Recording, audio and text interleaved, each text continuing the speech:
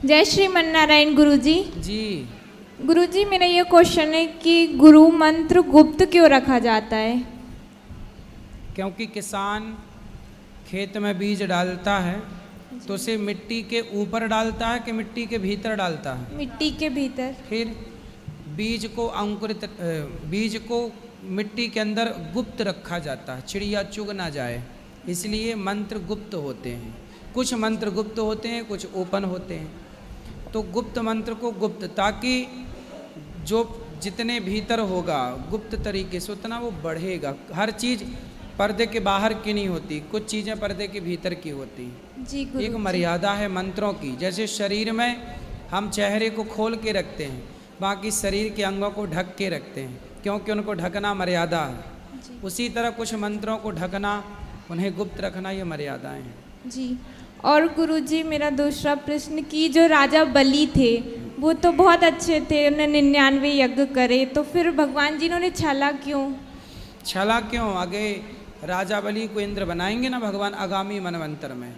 अभी जो इंद्र हैं वर्तमान में, पुरंदन नाम के राजा, वो अभी इंद्र के अधिकारी हैं। अब ये बलि क्या कर रहे थे कि उसका अधिकार छीन के खुद बैठना चाहते थे। तो भगवान बोले हम आपको बनाएंगे, पहले इसका कार्यकाल पूरा हो जाए। तो एक विधि होती है ना, ऐसा नहीं कि आपकी आसन छीन के हम दूसरे को दे दें। जी। तो पहले जो इंद्र है उसका कार्यकाल पूरा हो, फिर आगामी मनवंतर में आपको बनाएंगे, तब तक आप पाताल के राजा बनो।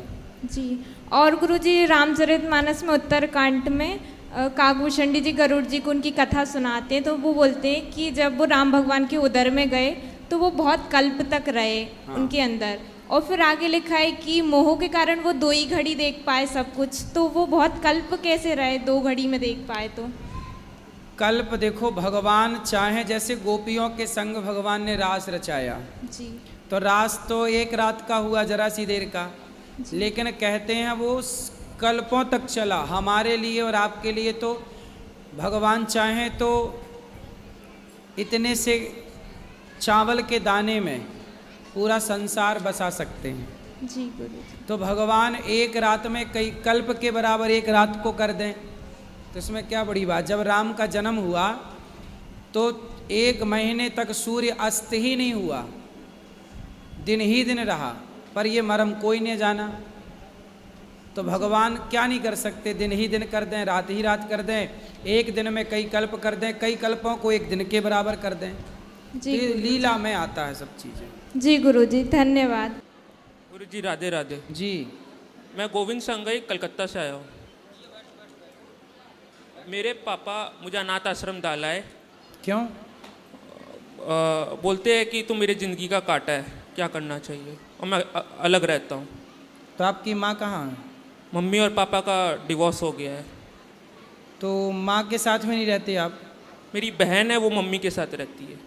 तो आपकी माँ को स्वीकार नहीं करती? क्यों? दोनों ही नहीं। बोलते हैं कि मेरे पास पैसा नहीं है तेरे को रखने के लिए, मैं अपनी तेरी सिस्टर को रख सकती हूँ। तो आपकी माँ अब किसके साथ है? उनका दूसरा विवाह हो गया कि नहीं? नहीं, वो उनका विवाह नहीं हुआ है दूसरा। और पिताजी का? पिताजी का भी नहीं। तो पिताजी के साथ कौन है फिर? अकेले रहते हैं। माँ भी अकेली, पिता भी अकेले, और आप भी अकेले। आपको अनाथ आश्रम में छोड़ दिया, कब छोड़ा? तब आप कितने साल के थे? अभी 2 महीने पहले ही छोड़ा। 2 महीने पहले आपको अनाथ आश्रम में छोड़ दिया। तब तक 2 महीने पहले तक किसके साथ थे? मैं अनाथ आश्रम में ही था। नहीं, 2 महीने पहले आप अनाथ आश्रम में गए ना, उस 2 महीने के पहले आप किसके साथ थे, माँ या पिता? उसके पहले भी मुझे कहीं पे छोड़ दिए थे। कहाँ पे? Mental hospital. Mental hospital? क्यों? वही बोलते हैं कि ज़िंदगी का काटा हूँ, तो छोड़ दिया। फिर वहाँ से बाबा है, ये मेरे। ये कौन है? बाबा है। तो ये लाए है मेरे को वहाँ से, दोनों जगह तो से। आपकी पढ़ाई वगैरह? वो छूट गई इस चक्कर में, फैमिली तो प्रॉब्लम। कहाँ तक पढ़े? 9th तक।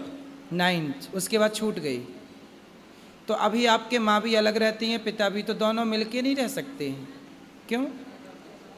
प्रॉब्लम है कि मेंटेनेंस का केस चल रहा है। तो माँ की तरफ से केस चल रहा है कि पिताजी की तरफ से? मम्मी की तरफ से।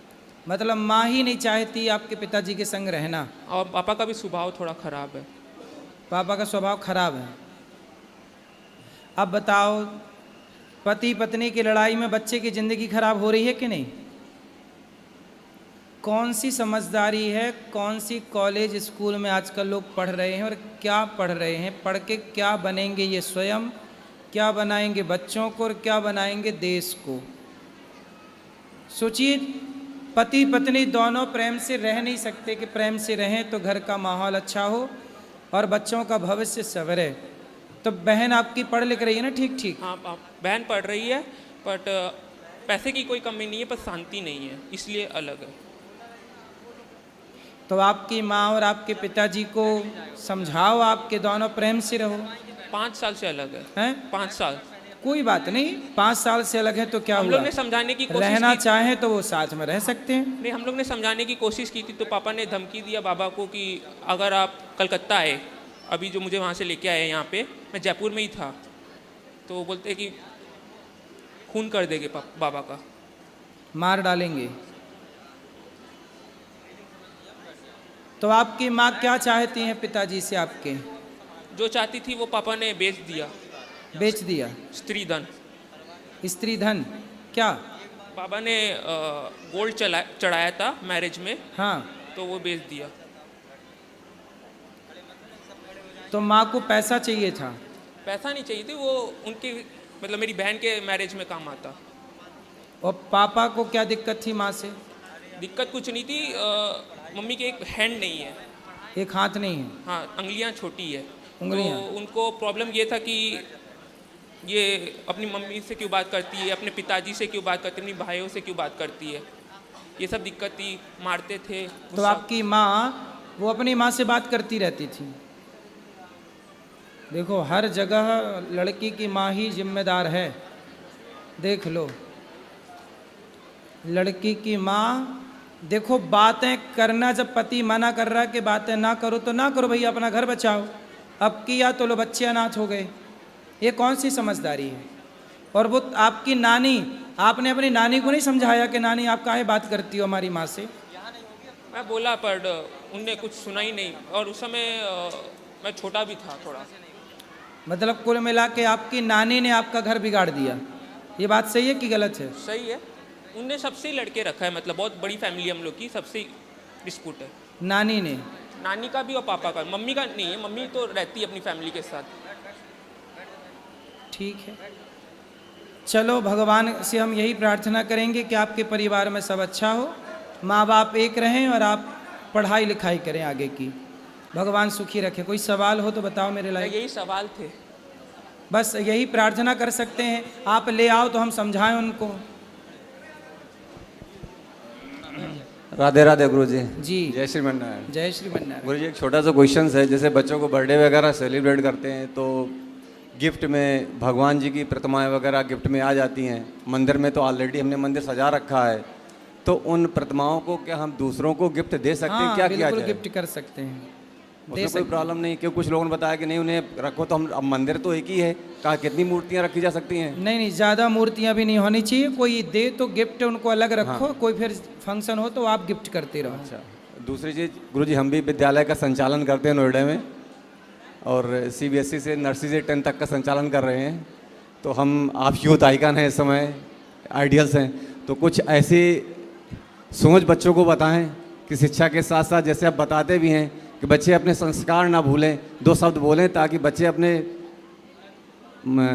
से बड़ों का सम्मान करें, रिस्पेक्ट करें, गुरुजन का रिस्पेक्ट करें। क्योंकि गवर्नमेंट ने तो शिक्षा पे इतनी लगाम तो दे दी है करने के लिए, लेकिन अनुशासन ख़त्म हो गया है। क्योंकि बच्चे को अगर एक स्टिक भी पड़ जाए तो कंप्लेन होती है, टीचर्स डर के कुछ कह नहीं सकता है। तो अगर पेरेंट्स ही इस चीज़ को स्वीकार कर लें कि टीचर के हाथ में अगर अनुशासन होगा, स्टिक होगी या कुछ कड़ाई से पेश आएंगे, तो बच्चे सुधर जाएंगे। सही है।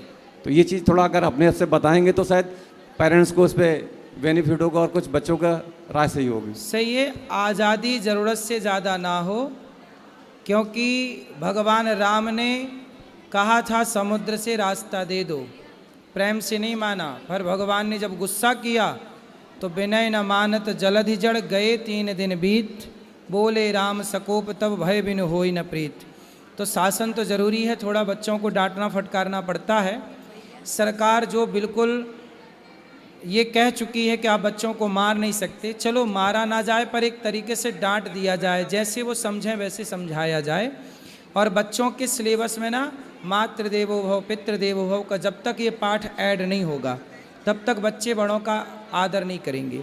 हमारी शिक्षा में संस्कार, हम जब पढ़ते थे तो पाठ होता था हमारे यहाँ शिष्टाचार, अब वो सब गायब हो गए। तो जब शिष्टाचार पढ़ेंगे नहीं तो शिष्टाचार का पालन कैसे करेंगे? तो सरकार को नई शिक्षा प्रणाली लागू करना चाहिए और उसमें कुछ गीता है, कुछ हमारे वेदों का सार है, वेदांत है, कुछ न्याय है, बढ़िया बढ़िया चीज़ें। हाँ, सिलेबस में बदलाव बहुत ज़रूरी है, बिना बदलाव के ना होगा। पुराना सिलेबस ऐसा है जो हमारे हिस्ट्री से कोई लेना देना नहीं है, ज़बरदस्ती का लगा रखा है, बच्चों को कोई नॉलेज नहीं मिल रहा और गलत गलत शिक्षाएं दी जा रही हैं। आज ज़रूरत है शिक्षा में बदलाव की। आज बदलाव क्या चाहिए कि सबसे पहले हम अपने बच्चों को अपने देश के उन राजाओं के बारे में पढ़ाएं जिन राजाओं ने अंग्रेज़ों को मारा या मुग़लों पर विजय प्राप्त की। आज उनके वीर गाथाओं को हम ना पढ़ते ना हमें कुछ ज्ञात है। हम अपनी संस्कृति को नहीं जानते। हमारे देश में जो गंगा है, गंगा को माता क्यों कहा जाता है? क्या ये बच्चों को नहीं पढ़ाना चाहिए?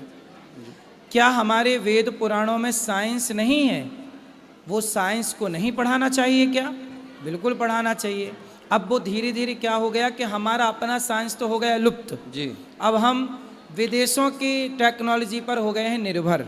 अपनी कुछ टेक्नोलॉजी है ही नहीं जी। अपनी कोई विचारधारा ही नहीं। जो व्यक्ति अपने इतिहास को भूल जाता है ना, उसका अस्तित्व खतरे में आ जाता है।